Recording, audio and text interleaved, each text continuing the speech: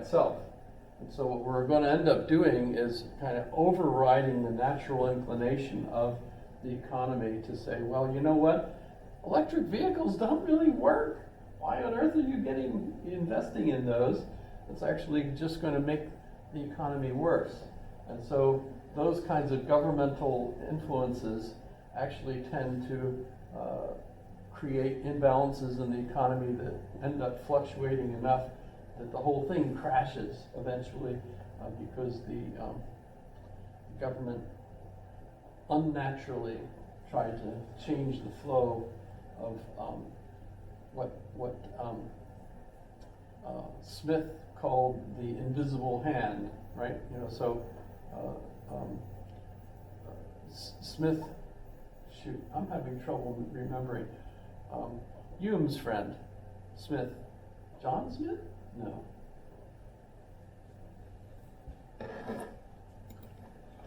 I'll have to.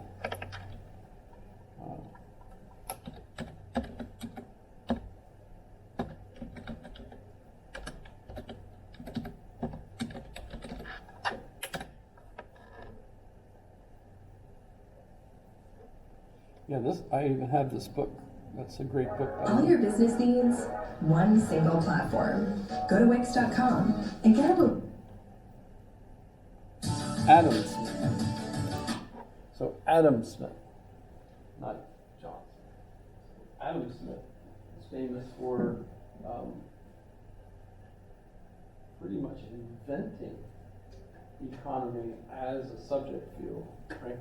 And in his book on, there were actually two major books that he did. One was about virtue, and the other one was about the economy, and how the two of them, moral virtue, had to be an important part of a society.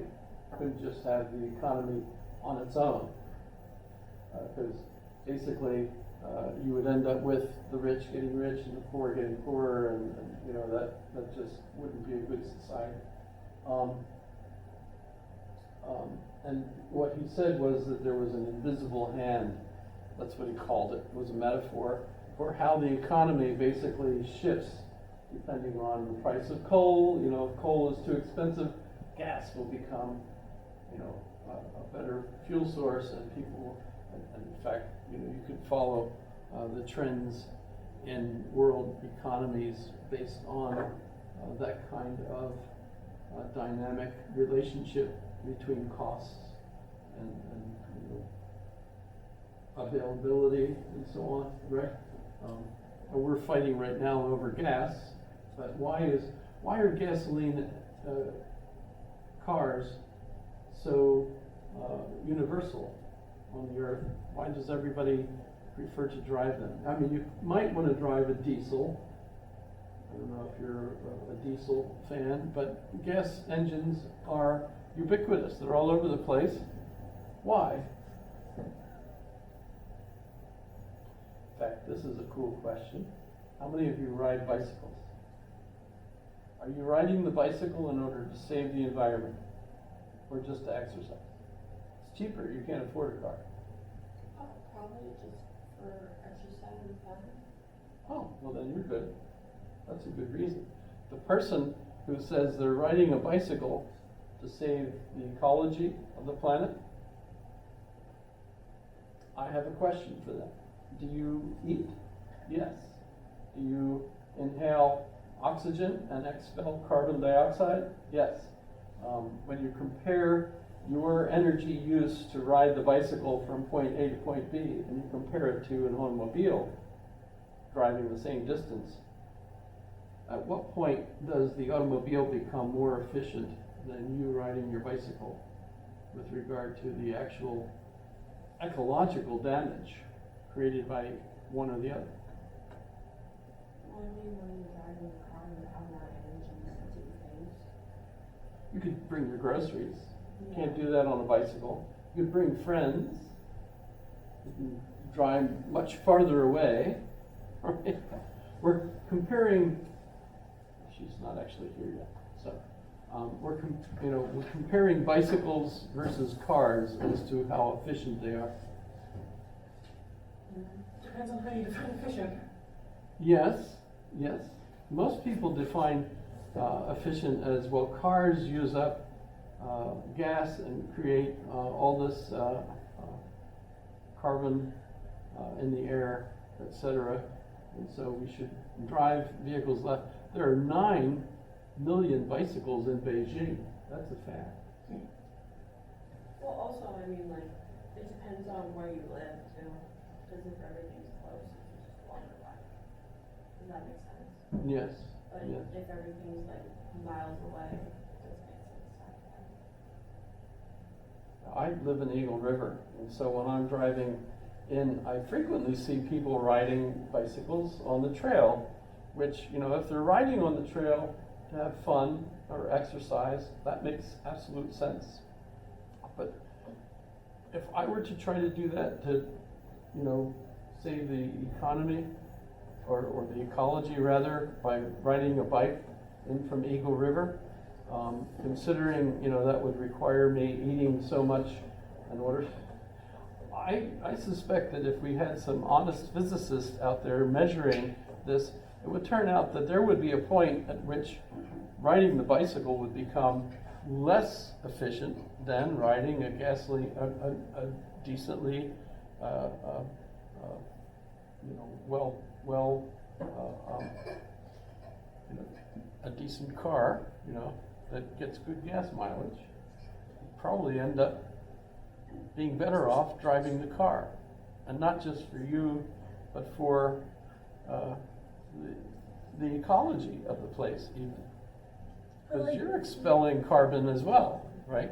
Yeah, but I don't like driving a car. Like you're using up gas, and I feel like there's like the cons of driving a car are a lot different than the cons of riding a bicycle. Like there's already a lot of people that eat a lot more food than like they're still eating enough food to like be riding a bicycle, but they're driving the car. Like it just doesn't make sense of like they're not very comparable. Like I would say that eating more food is not as bad as like using up a lot of fuel and putting a lot of the fumes into the But that's the routine that people bring up, though, is that the car is spewing all this these fumes into the air. But you are too. And when you think about the amount of work you can accomplish by pedaling on the bicycle compared to the, you know, amount of work for the cost of the gasoline. And this is the point I'm trying to get to, is that the reason gas-powered engines are so popular is because they're so efficient compared to other ways of moving goods. I mean, imagine the truck delivering produce to all those supermarkets. Mm-hmm. Riding a bicycle? Never. There's Not gonna happen. different argument though. The trucks getting produce to the supermarket, that's gonna happen no matter what. And it would be incredibly inefficient to have somebody bike all of those. Which is why I mentioned it, because it's a silly comparison. Yeah, but the main point is, biking isn't also the only. It's not a dichotomy, you know. There's different ways to do stuff. Like, you know, the reason ships are so popular for transport is because they're far and away one of the most efficient ways of transporting goods, based on, you know, how much gas you use. Since you can coast on a boat for a pretty long time if you have enough mass. And those things are huge. You look at, you know, and they keep getting bigger, which is another example of the economy adapting to what will be cheaper and so on. But the reason I brought up a truck, you know, driving from the port where it received the goods from the ship to the grocery store, by comparison with a bicycle, is because you wouldn't even consider trying to do that kind of job with a bicycle. We usually just think of a one person going someplace as a bicycle option. Of course, you could also be dragging your baby along in a little carriage. You know, I've seen that quite a lot, and I'm pretty sure they're not going to work. That's more just, let's go for an exercise, a ride, get some fresh air. Not a good thing right now, by the way, when you see all the dust being kicked up by the cars. Yeah, it's very dusty right now. And even aerosols around the carriage. But the reason I brought it up was in comparing different approaches to the economy, whether the government should give bonuses to people to buy electric vehicles, to promote more electric vehicles, because the economy itself isn't pushing electric vehicles, because electric vehicles are harder to produce, because you've got to get all these rare earths, in order to make the batteries, etc. And also, they're expensive. And by the way, everyone I know who bought an electric car to help the ecology sold their used car to someone else so that it's out there still on the road driving. So they actually added another car to the environment. Yeah, but if somebody doesn't have a car and they buy a car, that's one thing. If somebody has a car and it breaks down and so they buy that used car, that's another thing. Because, it kind of just Yeah, goes into a yeah. chain. So it could just, at some point a car ends up in a scrapyard and it is replaced by an electric one. But still, it pollutes the environment a lot to make electric cars. Yeah, especially like materials to get them. With their money. But what I'm thinking though is that we have a mindset right now that's promoting a particular idea of combating global warming by changing many of our behaviors. And one of them would be, instead of driving your car, ride your bicycle. Instead of riding a gasoline-powered car, ride an electric vehicle, which gets its electricity from the gas plant, sending the electricity to the place wherever you have it plugged in. But it is more efficient. From what I've heard engineers say, that is actually more efficient. But the thing is, they haven't satisfied the problem of what about all the batteries, which after they all die and you have to replace new batteries, it's almost the equivalent of buying a new car because it's so expensive. And at the same time, where are all these batteries now going to be, the depleted batteries, what are we going to do with them? Batteries can be recycled.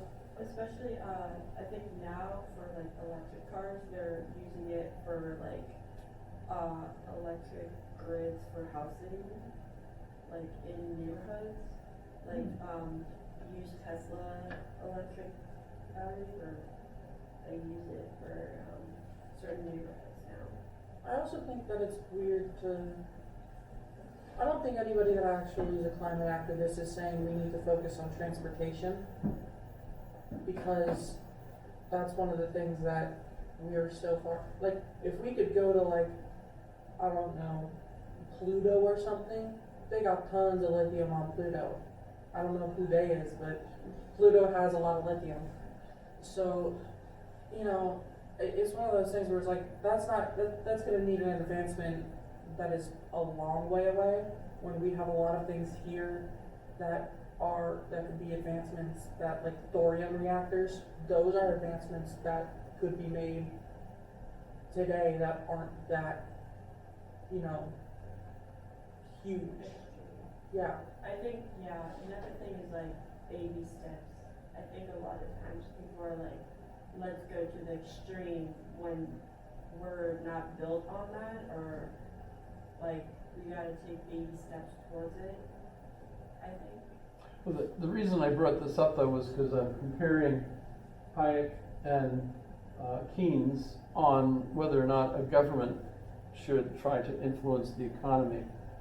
Hayek argues that any efforts that the government does and spends money to try to push people to move in a certain direction in the economy is actually going to backfire and create a crisis.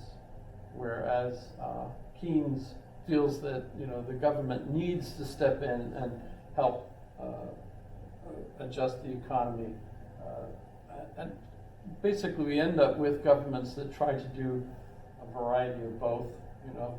And the arguments I think that we get between conservatives that feel that the government's doing too much and the liberals that feel like it's not doing enough are all part of that kind of economic philosophy that we see there.